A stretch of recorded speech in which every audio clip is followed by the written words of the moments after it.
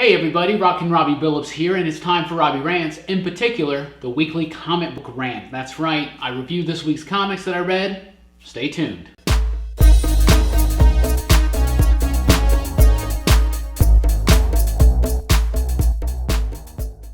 Alright guys, first up, pick of the week.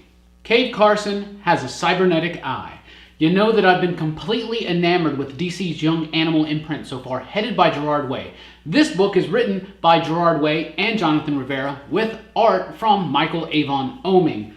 This book is so cool. I don't think it's as solid as Doom Patrol, at least not yet, but it is so cool. I liked it a little bit better than Shade the Changing Girl.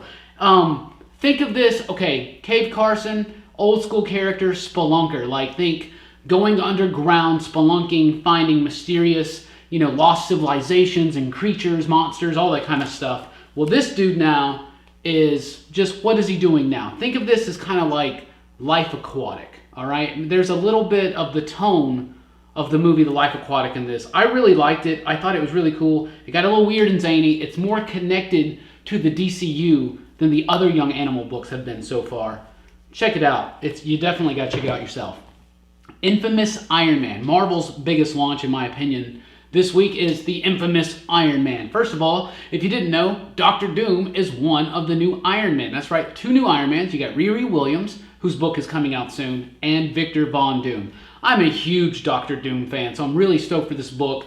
Overall, I was kind of disappointed. I don't really know how it's going to feel to a new reader. A new reader might be a little bit lost. It doesn't really give too much motivation. Bendis doesn't really do first issues the best anymore. He kind of writes whole stories. So I think there's going to be 6 or 7 issues until we actually get this whole story. So I'm going to keep reading it. Obviously, it's Dr. Doom.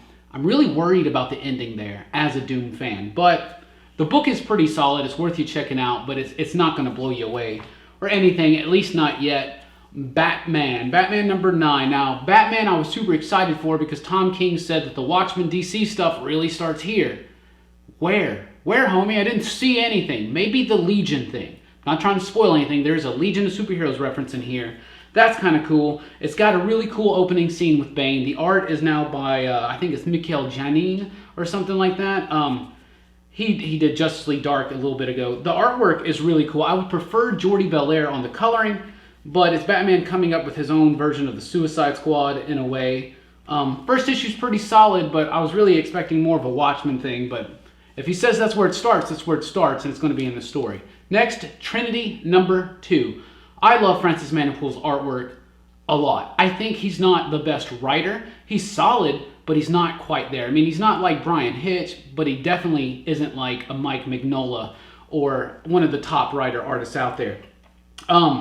He's coming into his own, though. His stories are getting better. This book is not as big and epic as I thought it would be. It's much more personal. It's a very personal story about fathers, especially Clark and his new son, of course, and his Earth father, Jonathan Kent, who his son is named after. Trinity is a very personal story. The artwork is gorgeous. This book is worth it, but don't expect something big and fantastic. It's a really personal story.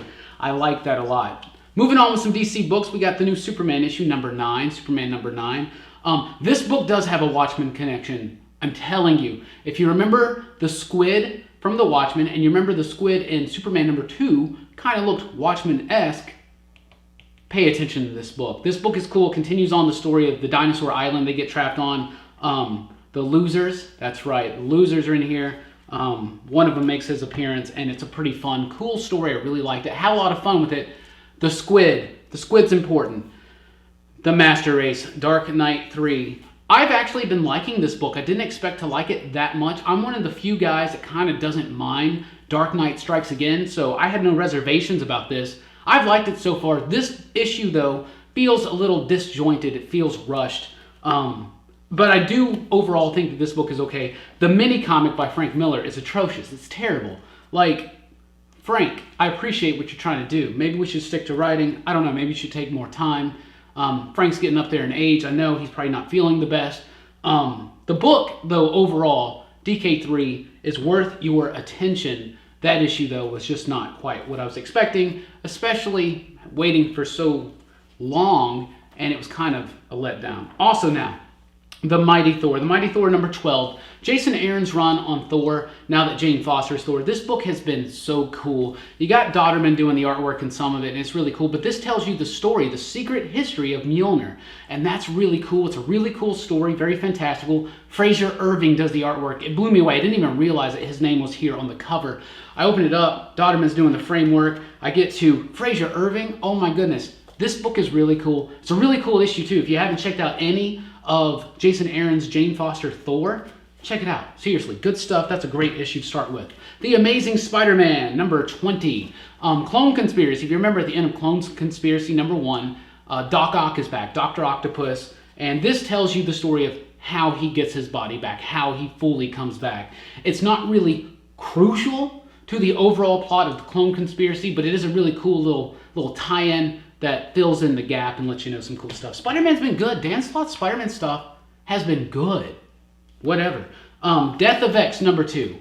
Don't know if I'm going to read number 3. I'll read a little bit of number 4 to find out what exactly happens to Scott. This book is boring. It's just filler. We already know what happens. We already know the story. They're just filling in the gaps that necessarily maybe didn't really need to be filled, but it's kind of just boring. It's boring. Sorry, guys. It's boring.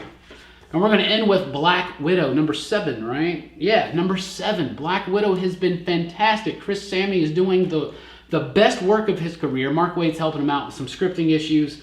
And dude, this book is cool. This is a great start to a new story. If you haven't read what came before, you can start here. I would recommend getting the first trade paperback and then starting here.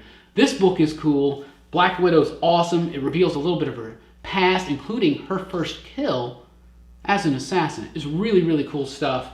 Read Black Widow, but check out Cave Carson for sure. Infamous Iron Man, let's hope it gets a little bit better. Death of X, super boring. DK3, worth your time, but this issue, a little weak. Trinity, Batman, Superman, good stuff this week, guys. So let me know down below what your favorite comic books of the week were. Let me know what you think. Anyway, thank you guys so much for watching the video. Please do like, share, and subscribe. Check us out at popculturephilosophers.com for podcasts, blogs, top 5 lists, and a whole lot more. We'll be back here next week for another weekly comic book review.